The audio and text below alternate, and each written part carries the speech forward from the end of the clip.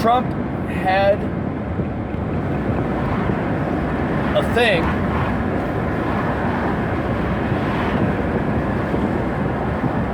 about social media and didn't invite Twitter or Facebook or social media platforms. Instead, the groups he invited were right-wing conspiracy theorists who talk about things like the deep state and who praise Trump. So I'm gonna explain something here real quick. Democrats are making a mistake. Everybody is allowing Trump to set the narrative. They are allowing him to dictate the conversation.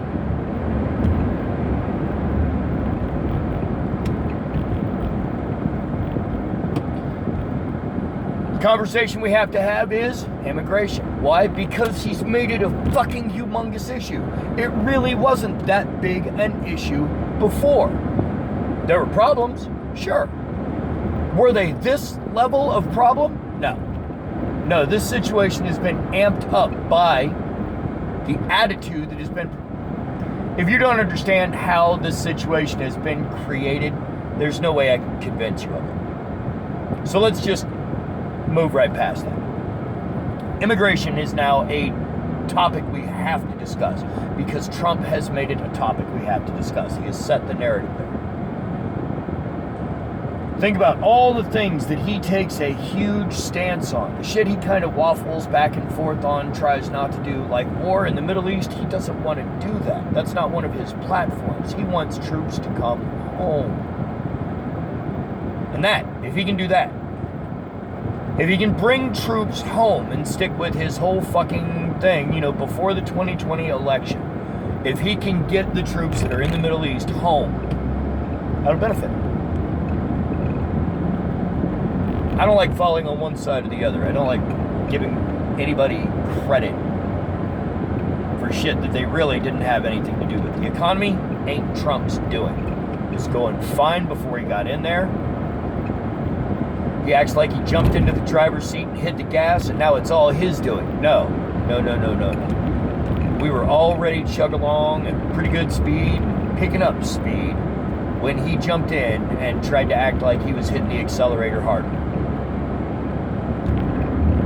Hitting the nitrous tank at the beginning of the race. What's wrong with you?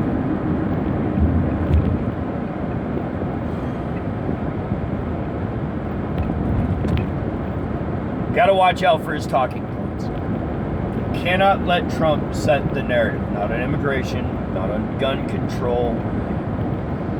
Some stuff he's gonna have good ideas about. The trade situation with China, man, cutting it close, cutting it real close. I mean, he can finish that off during the campaign and call it a win.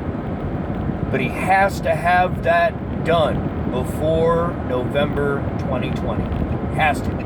Because if the trade situation with China is left unresolved until then, he'll lose votes. But first and foremost, you can't let him set the narrative. You find out what his topic is. You find out what your opponent's topic is. You address their topic. Leave it. You move on to your topic. If your opponent's issue is immigration and your issue is gun control, you address immigration and you leave it there. You don't come back to it. If somebody else addresses it, you simply state, I addressed this topic already and said everything that I have to say on this topic right now, just then. Move on and redirect towards one of your topics. You do not let your opponent control the direction of the debate.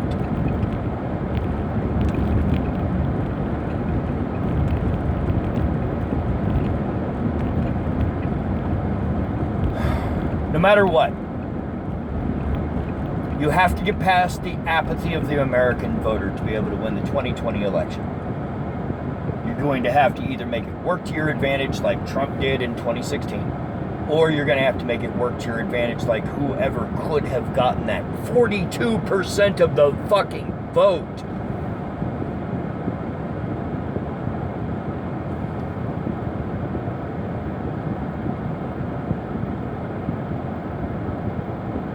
We're allowing bullies and assholes to run the show. But when you let assholes and bullies run the show, you get asshole rules. You get assholes making the rules, so of course the rules are asshole rules that only benefit the assholes. How is this not obvious logic? That's Crunk pick up rock. Crunk drop rock. Rock hit foot. Foot hurt. Maybe cloud reason for Gronk pain. No, I don't know what in the fuck is wrong with fucking humans. They don't seem to understand.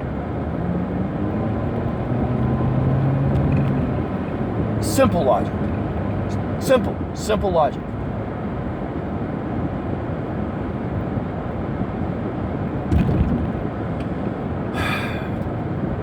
If the guy that you're talking about running the show is the CEO, a person who is set up to move numbers around on a page for profit and to increase profit for shareholders, this is the guy you're putting in charge. You can't be surprised when he stops looking at the people on those pages as people and just looks at them as numbers to be moved around on a page.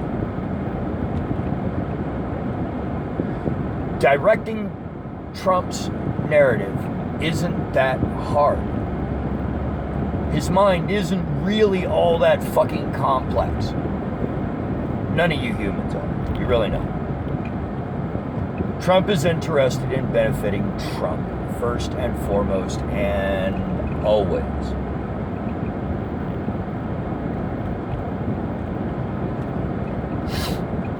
You're only allowed to have 2 terms as president. So he wanted to make sure he got 2 terms as president. He doesn't really give a crap what he does to accomplish. If he does something good, whatever. But we got to get rid of everything with Obama's stamp. That's exactly what's been going on. Now, the Iran deal, that, come on, man. It was not a bad deal. It was brokered by a fuckload of nations. Like 6 or 7 other nations besides us and Iran got together and helped work on this deal with us and Iran to limit the amount of nuclear material they produce or atomic material they produce. It's 90 degrees. My brain is having some word salad here and there.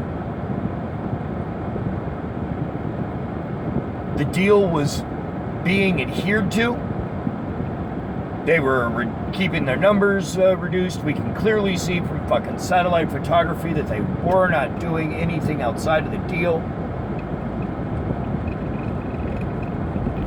They asked for some sanctions to be lifted because that's the fucking part of the deal.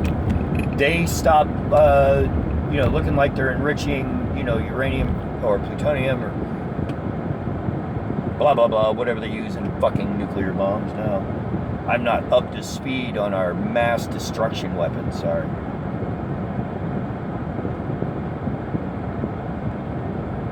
And we're supposed to start lifting some of the sanctions that are on.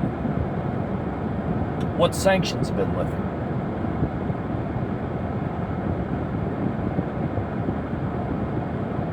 I keep hearing this mentality when I look online where people are like, oh, you got to keep your thumb pressed on them.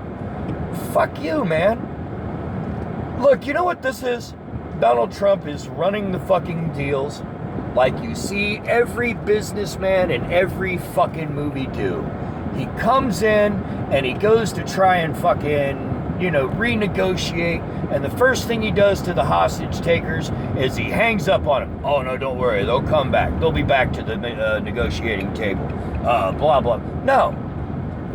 No, that's what he's fucking done. He's gone through and he's pulled out of every fucking deal to try and put the fucking thumb on all of our fucking allies. Our neighbors, our fucking people that he's like, oh, they're not our friends. It's just business.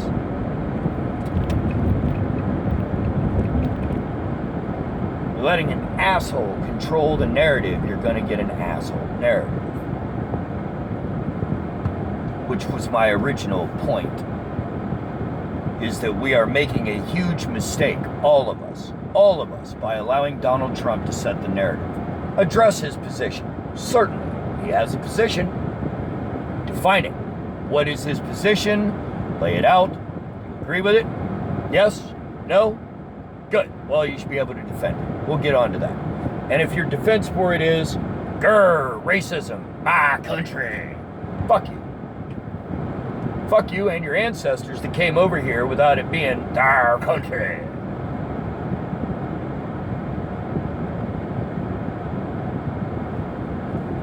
I know what my people went through when they got here, and there's a huge dichotomy to that. Don't look too deep into your genealogy. You don't want to find what you find. We're all shitbags deep inside.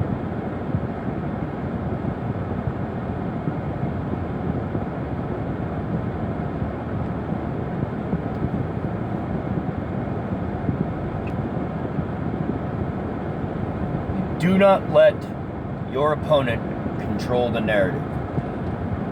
Piece of advice for you, Democratic Party. Don't let him.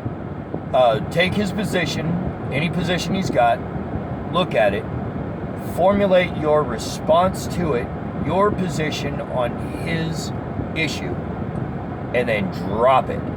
Leave your position there on his issue, and then walk away from it. Do not address his issue any further. Period.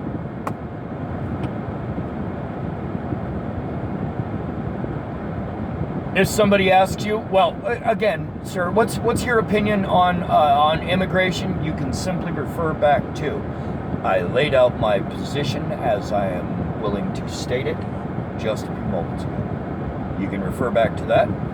If you have a video recording you can play back, because it gets tiring repeating the same thing. I'm not going to change my position on something until I'm offered better information. In the time since I offered my position and since you've asked that question, I've been offered no information that changes my position. It remains the same. I released the rest of my time to my opponents who were there. Leave it. Do not allow your opponent to control the narrative. And instead of relinquishing the rest of your time, simply go, what I would rather like to do is redirect instead to a topic that has been played out again and again, is to turn it to this topic. And whatever your fucking your issue is, go that direction. But if you keep letting your opponent dictate the narrative, he's got the lead. He's got the head. That's the way it works. You understand how debate works?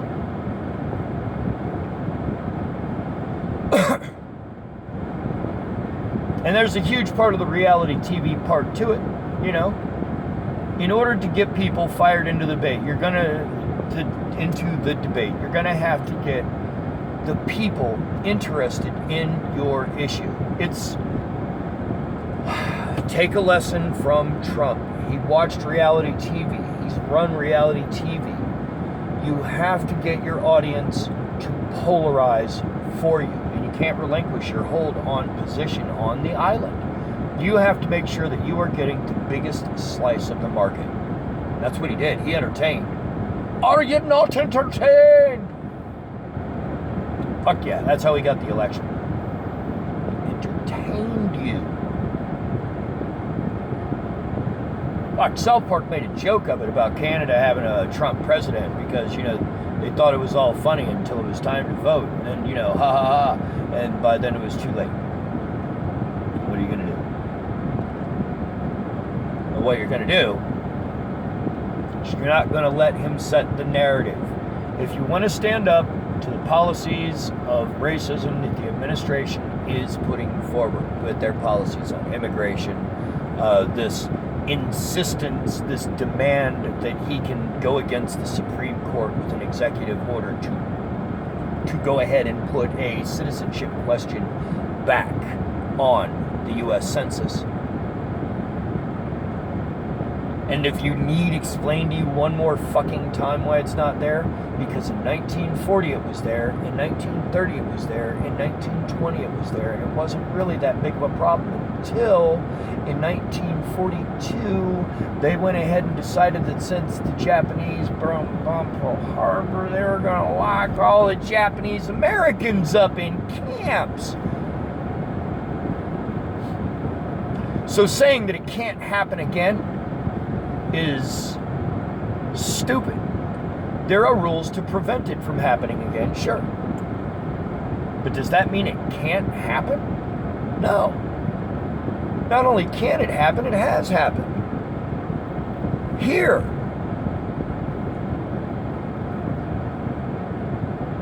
McCarthyism, took over the whole fucking nation for a while. And we got a lot of we put assholes in charge, and we got a bunch of asshole laws.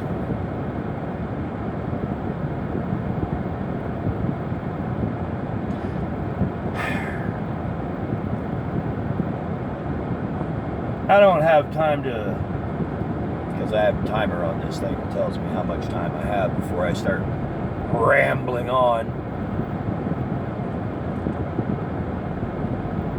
That's one of the best rules of debate. You don't let your opponent set the narrative. You have to control the direction the conversation is going. Clinton did it well. Obama didn't do too badly with it. Bush meandered a little, but he wasn't horrifying. When you watch the best ones have charisma. That's the unfortunate part, is throughout history, the ones with the most charisma also turn into the most fucking just sociopathic douchebags bent on conquest and destruction. You bet your ass Attila the Hun was charismatic. You can guarantee he pulled people to him. Hitler was an amazing public speaker and orator. Alexander the Great, genius, good talker, spoke at length. All of these people are conquerors and sociopaths. Mentally unstable, crazy people, by our definitions. Driven to build their own empire, they would have been called in their time. The problem is that mentality. We're far past that. We can't have that. That's part of the narrative you cannot let me set, is that, that whole America first. How far off from Germany first is that? Deutschland, der Vaterland. Come on. There are parallels. And if you can't see the parallels, it's because you're ignoring them as clearly as you were when you saw the fucking Nazis in The Lion King. That scene where all of them are dancing, Scar is singing, there's all these stepping hyenas. I know that your powers of retention are as wet as a warthog's backside. But Dick, as you are, pay attention. My words are a meaning of pride. It's clear from your